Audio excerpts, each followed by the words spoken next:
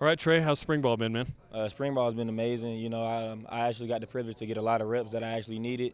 I didn't play a whole lot last year, but I got to learn from, two all-conference guys. So spring ball has been everything I wanted to be, and it's been, key for my development, I would say.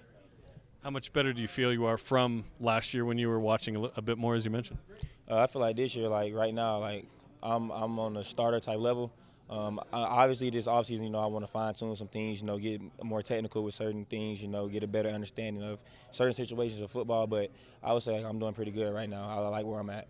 It felt like on defense, a lot of the twos and some threes got more reps than normal on a team that goes 11-2. Did you feel like this team was extra deep? Yeah, I do. I feel like coming off this last year, we definitely played a lot of people.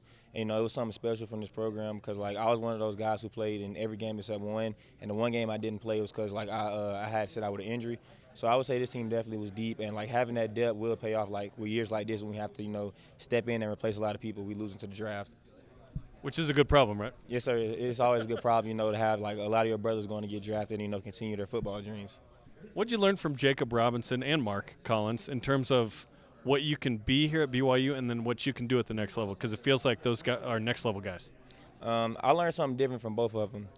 Jakob, the way that he came in and, he was a leader without always saying too much, and how he always wanted the challenge of the best receiver every week, and how he always, attacked the ball in the air was something that's special from him.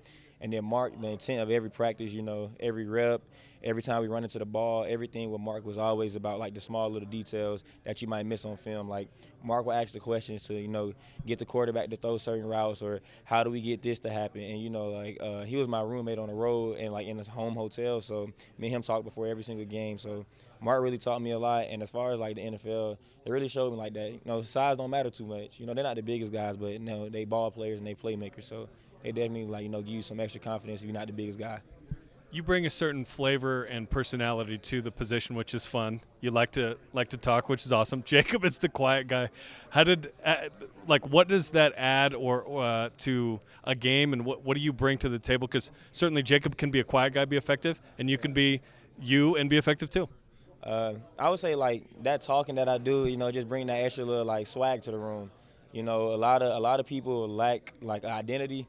And with our room, I came in, I was talking all the time, so it just gave us that extra little oomph we needed. And I could play like that because, in my mind, it's just when I talk, I play my best because I don't want to let myself down. So when I'm out there talking, I know I got to raise up to everything I'm saying, and I know I got to play to that standard. So when I'm talking, that actually is the best thing for me. When I'm not talking, you should be more worried than when I'm talking. So when did you start doing that? How old were you, and kind of why did you do that? Who did you learn that from? Honestly, it's just something that was learned. It was just taught to myself, really. I always had, a different level of confidence in myself. And I started playing football at the age of 4. So probably by the time I hit, 7, 8 years old, I was always a talker and always one of those guys who, could pop off anytime. And, being at BYU, having Keelan here, he definitely brings it out of me more because, Key talk all day. And, I be trying to let him slide sometimes, but then he'd get the wolfing off too much. And it's I got to say something now. So, yeah, no, having Keelan definitely enhances it, but it's been part of my game for forever. Two Georgia guys just going at it, right? Yeah, East Atlanta guys, my guy, same neighborhood. Same neighborhood, really? He's a couple years older than you, but did you know each other? I knew of him. We wasn't, the closest of friends growing up, obviously, because he was older than me. But he was one of those guys that made it from my side of town. So, he was somebody you can always, look up to. I remember seeing him at UConn, snagging the one-hand catch on people in practice, taking people deep in the game. So, yeah, he's definitely somebody, I looked up to. But, we wasn't really, the best of friends until I got out here on my visit. That's awesome. And you guys are fun. In practice, I love hearing it, by the way. It's really enjoyable to watch. Let's talk about cornerbacks. Certainly a lot of experience coming back with yourself, Evan Johnson, Maury Bamba, Jonathan Cabea. What's that position going to be like this year? Position, actually, we're going to be better than we were last year. Last year we were a good position group. Obviously, we took on some big challenges. But to have the standard be what it is now, all the guys going to try to meet the standard, and not only meet it, but we're going to try to exceed it at this point. So we've been, working out all offseason together. Me and Jonathan, we'll get up at 5 in the morning and go train together. You have Maury, who's also been out there training. And you have Ev, who's just getting back from, his injury or whatever, but he's starting back training. So we're definitely going to look out there and go, top what we did last year. We feel like we did good, but we left a lot on the table. We didn't have the most mistakes, but we had enough to the point where we know we can be better. So. What other guys are in the mix in the 2 deep? You have Jaden Dunlap, who's been playing great, who will be, in there with us. Kevin Doe, He made the change from receiver last year. He'd be in the room with us for sure. And then Cannon, who just got back from his mission. Skidmore? Cannon DeVries. DeVries. Yeah, right. he a ball player. He new to the room, and we like everything about him. We love that kid, and I say kid, he probably older than me, but Off a mission, right? yeah. But our room's definitely gonna be deep this year, and then you got still got Marcus McKenzie and guys like that. So we'll definitely be a deep team this year. I feel like everybody in our room can step in and play a role that we will need. What are the stat categories that you guys use to define success? Interceptions. I mean, it's kind of like oblivious to say, but interceptions, like it get the offense an extra possession in the game, and if you can take the ball away from the other team, you stop their momentum, you stop so much. So interceptions is the main thing we use. Like PBUs in our room is like cool, but we only really count them if you go for it with two hands.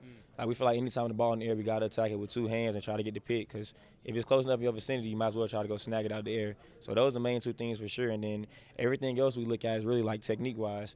Like we might have the best play ever, like the end of the play might be good, but if the technique wasn't the best, we always try to look at the little things and get better off of it. Tell me about your name, because you go by Trey, but your full name is? Therian Alexander III. In Spanish, it's uno, dos, tres, but it's spelled T-R-E, and that's where the Trey comes from, because I'm the third, and the number Trey and 3 go close. You know what I'm saying? They go hand in hand. So I'm named after my dad and actually my older brother. And my older brother is TJ, which means Therian Jr., and I'm third, a.k.a. Trey. So that's where my name comes from. So one day if you have a son, you going with the fourth? You got to keep it going? We're going to see later on down the road. We got to get to that point first, but I might do it. I don't know. Richie Saunders made a splash with his great-grandpa on the tater tots thing. Yeah. So now I got to ask everybody, do you have a relative with something famous we need to know about that we didn't know about yet? Everybody might not have known, but Mike Tobert played fullback in Carolina those years when they were going to the Super Bowl and stuff like that with Cam Newton. That's my first cousin on my mom's side. So, I mean, that's the one famous person I have in my family, really. Everybody else is kind of like I'm from Atlanta, so we know a lot of rappers and stuff like that, but I'm not related to any of them. Yeah. What are you most excited about with kind of a little bit of a break here and then eventually fall camp in August? Really, I'm excited to go on vacation.